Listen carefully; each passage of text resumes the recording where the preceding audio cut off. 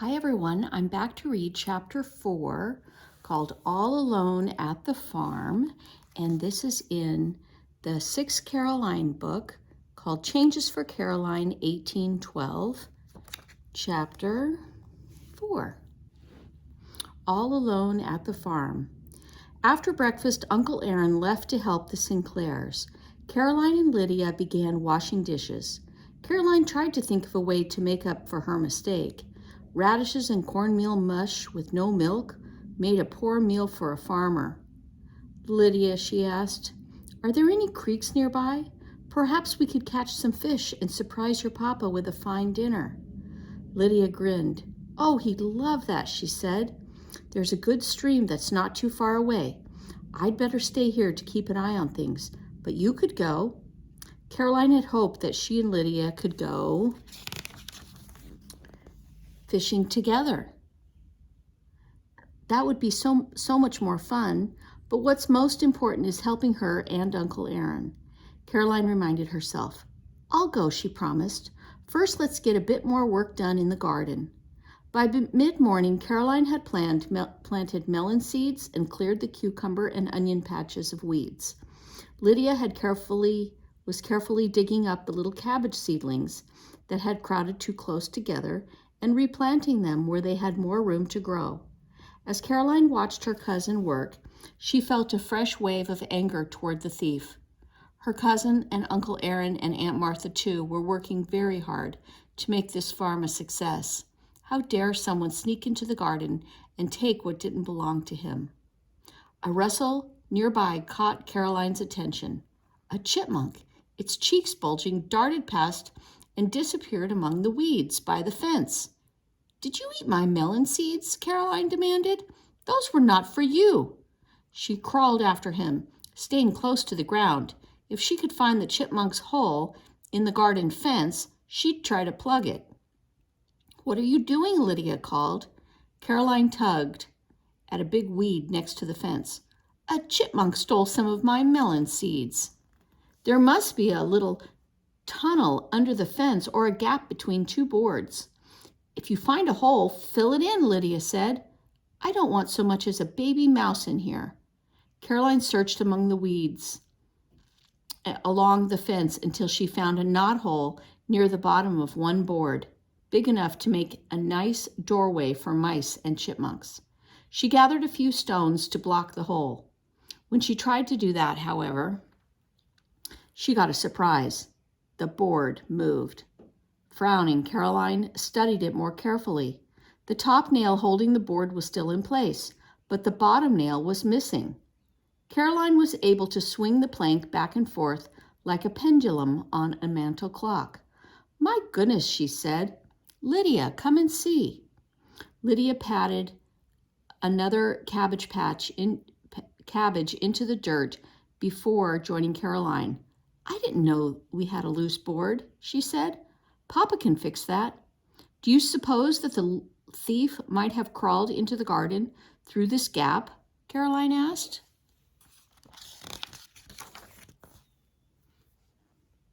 Lydia tipped her head, considering. It's awfully narrow.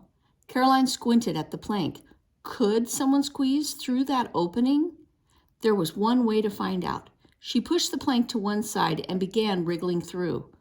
Oh, she gasped as the unmoving board on the other side of the opening scraped against her arms. In a moment, though, she was on the far side of the fence. If the thief did come through here, she said, he must be very skinny. Very skinny indeed.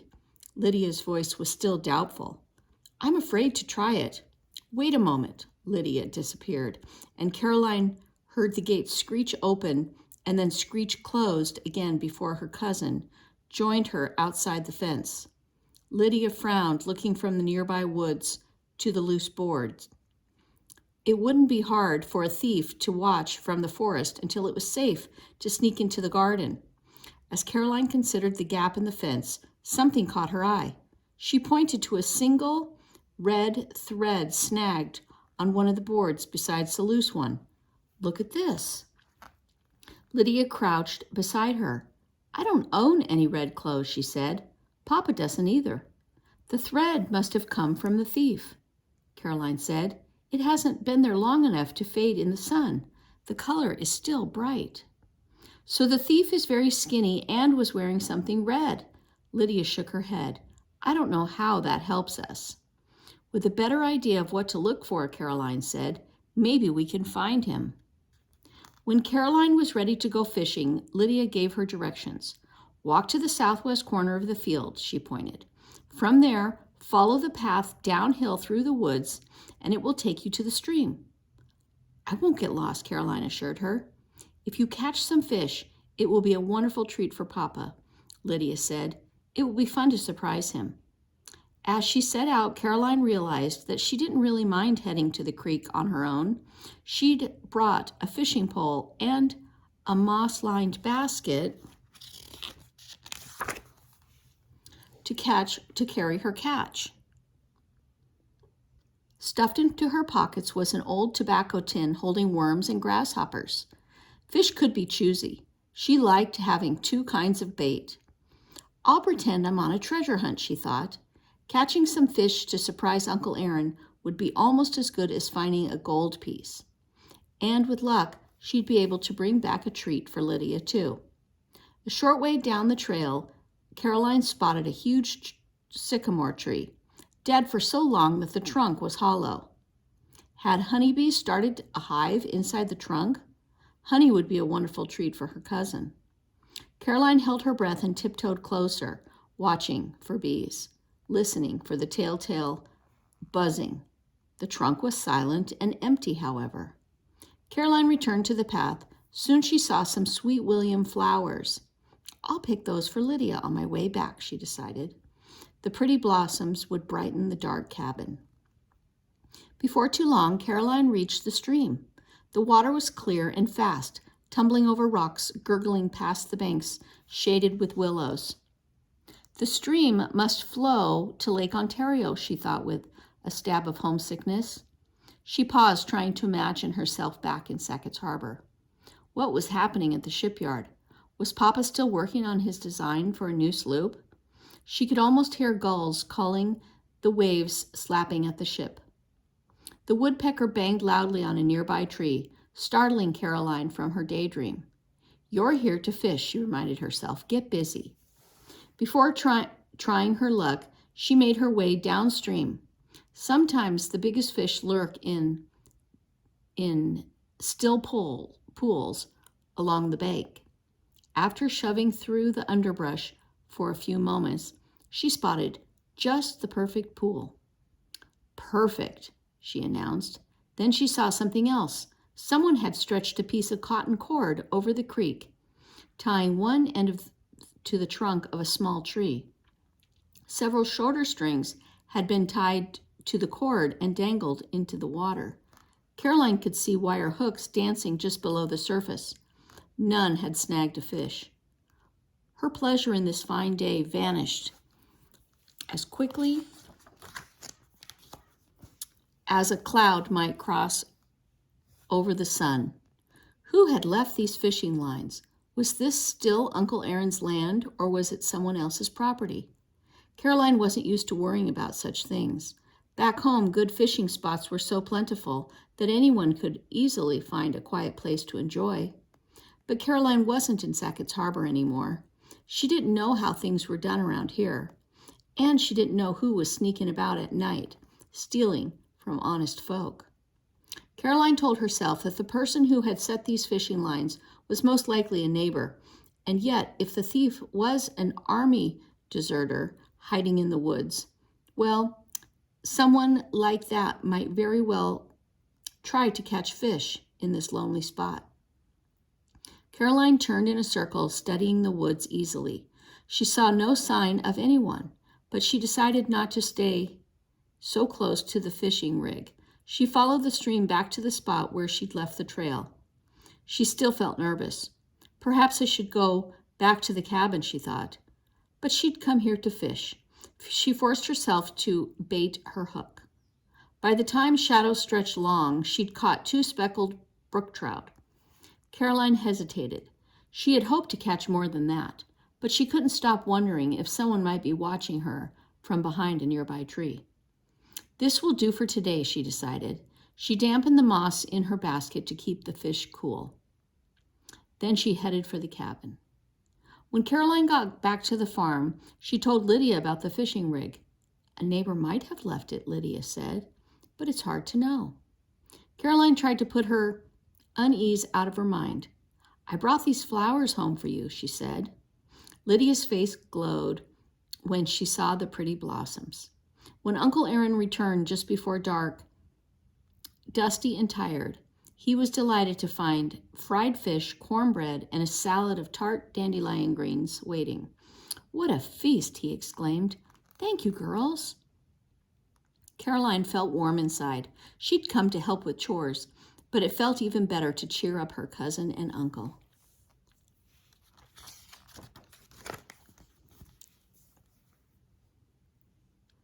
I thought we might share one fish tonight and save the other for tomorrow, Lydia told her father. I put it in the spring house to keep it from spoiling. Uncle Aaron, someone left a fishing line strung over the creek, Caroline said. Do you think it might have been left by the thief? Uncle Aaron frowned slightly. Perhaps I don't recall ever seeing a rig like that around here. For a moment, no one spoke. Caroline imagined a runaway soldier creeping through the woods near the farm. The picture made her shiver. Will you need to help at the Sinclair's place tomorrow? Lydia asked her father. The job's not finished, so I will, Uncle Aaron replied. He forked up another small bite of trout, clearly savoring every morsel. Mrs. Sinclair reminded me about her Independence Day picnic, he added. It will be a fun day. But not as fun as Independence Day in Sackett's Harbor, Caroline thought wistfully. Lydia, Mrs. Sinclair asked if you'd be willing to come with me tomorrow, Uncle Aaron said. She has half a dozen men to feed at midday, and she'd be glad of your help. Caroline stopped eating. What about me? She asked. I wish we could take you as well, Uncle Aaron began, but someone must stay and watch for the thief, Caroline said. She swallowed hard. She didn't like the idea of being alone all day, but she tried not to show it. I understand. Uncle Aaron seemed to guess her feelings. The thief has always struck at night, he reminded her. There's no reason to think that he would try to steal something in the daylight. Lydia clapped a hand over her mouth. Oh, that reminds me. Caroline discovered something else today. She described the loose board and showed her father the red thread. I'll nail the loose board down right away, he said. He finished the water in his mug, wiped his mouth on his sleeve, and got to his feet. If the scoundrel used that gap to slip into our garden, he'll be surprised if he comes back. That night when Caroline took her turn keeping watch by the front door, she reminded herself that the thief would have to use the screechy gate to reach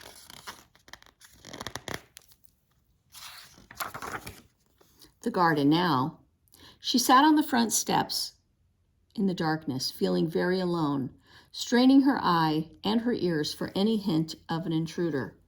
An owl hooted once, but that was all. Maybe the thief has moved on, she thought. Since she'd be alone on the farm the next day, she wanted to believe that he'd done just that. Caroline waved goodbye to Uncle Aaron and Lydia when they set off for the Sinclair farm. Uncle Aaron carried a hay fork over his shoulder. We'll be home as soon as we can, he promised. Don't worry, Caroline said stoutly. I'll be fine.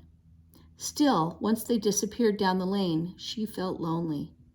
But I'm not truly alone, Caroline reminded herself. She still had Minerva and Garnet for company. Lydia had left the cows in their shed. Caroline decided to visit them before washing the breakfast dishes. She felt better when Minerva turned her head and gave her a low mooing of greeting. Caroline liked her warm cow smell and the way Garnet peeked out from beneath her long, dark lashes as if she were too shy to say good morning. Garnet, Caroline said, may I lead you around your pen a few times? It will be good practice. Garnet gave a little sideways prance. Caroline laughed. That must mean you're ready to go. She was able to grab the calf's halter easily this time. Good girl, she crooned as she led Garnet to the door. Caroline was about to step outside when a sudden spot of color caught her eye. Something red flashed in the trees on the far side of the clearing. Caroline stood still as a stone, peeping around the doorframe. There it was again. Something was moving through the underbrush. Something as red as a cardinal, but bigger. Was it someone wearing a shirt as red as the thread she'd found on the garden fence? Caroline jumped into the dim shed, heart pounding. Uncle Aaron was gone. Lydia was gone. Had the thief watched them leave? Was he prowling around the farm, believing that no one was home? What should I do? Caroline thought desperately. Her first impulse was to run into the cabin, latch the door, and stay there until Uncle Aaron and Lydia got home. Garnet bumped her nose against Caroline's hip. She seemed to be saying, "What about me?" Caroline swallowed. She couldn't simply hide in the cabin and leave the garden and the cows to the thief. I could hide the cows in the woods, Caroline thought. If she did that, the garden would be left unprotected. But if she stood watch in the garden and left Minerva and Garnet here, the thief might steal them both. Whatever she did, Caroline knew she had to act fast. It would be easier for Uncle Aaron and Lydia to get new vegetable seeds, she decided, than a new cow and calf. Caroline held her breath and peeked outside, scanning the cabin, the yard, the garden fence, the woods. Everything seemed still. She waited. Had she imagined the intruder? No. She caught her breath as someone wearing a red shirt slipped from the trees. It appeared to be a young man, skinny and perhaps not yet full grown. Crouched over, he darted toward the garden and disappeared behind the tall fence. Caroline knew she didn't have much time. When the thief discovered that the loose board had been nailed down, he might reappear in the yard. Plucking up her courage, she turned to the cows. "You're coming with me," she whispered. "Garnet, I'm going to lead you into the woods. Minerva, I expect you to follow. Hurry." Garnet came along without fuss. Thank goodness we practiced, Caroline thought. To her relief, Minerva ambled along behind, unwilling to be separated from her calf. Caroline led the cows out the shed door and around the corner so that the small building hid them from sight. From there, she tugged Garnet into the woods. Minerva followed, but as soon as they left the bare earth farmyard, the cow lowered its head and began tearing at grasses with her teeth. "No, stop," Caroline hissed. She grabbed Minerva's halter and with her free hand and tugged frantically until she managed to pull the cow's head up. With every step, Minerva tried again to snatch some fresh greens. Caroline struggled to keep her moving until they were screened behind a dense thicket. Then she gave up and rested her aching arms, letting the cow have her way. A distant screech echoed through the quiet morning. The thief had opened the garden gate.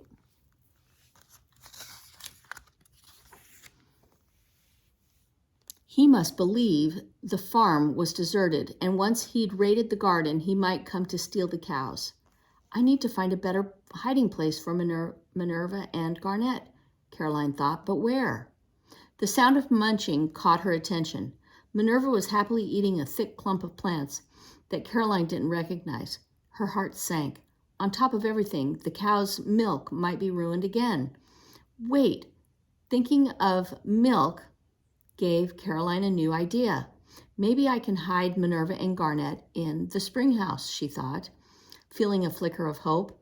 The spring house was close by, but it was so overgrown with briars and vines that the thief likely didn't know it existed. Caroline tugged Minerva's halter. The cow raised her head with a disapproving look. "I'm sorry," Caroline whispered, "but this is for your own good." Creeping through the underbrush, as quietly as possible, she led Minerva and Garnet to the spring house. She managed to unbolt the door with one hand. Minerva eyed the door and tossed her head with alarm. "Oh no," Caroline moaned silently. If Minerva started bellowing, the thief would surely hear. Please, Minerva, be good, Caroline begged in a hoarse whisper as she pulled the cow's halter again. I'm trying to save you and your baby. Minerva stayed quiet but tossed her head again and didn't move. Seconds ticked past. Finally, Caroline let go of her halter and looked at Garnet. Show your mama, Caroline whispered. She led Garnet step by step into the spring house. Minerva hesitated, but she followed her calf. Caroline quickly shut the door behind them. Minerva swung her head from side to side and stamped one foot. Caroline was still afraid that the cow might make a racket. Then, as if knowing that Caroline needed help, Garnet bumped her head against Minerva to say, I'm hungry. The calf began to nurse, and Minerva settled down. Good girls, Caroline told them. I'll be back for you as soon as I can. Okay, and that was the end of chapter 4. Next time we'll read chapter 5.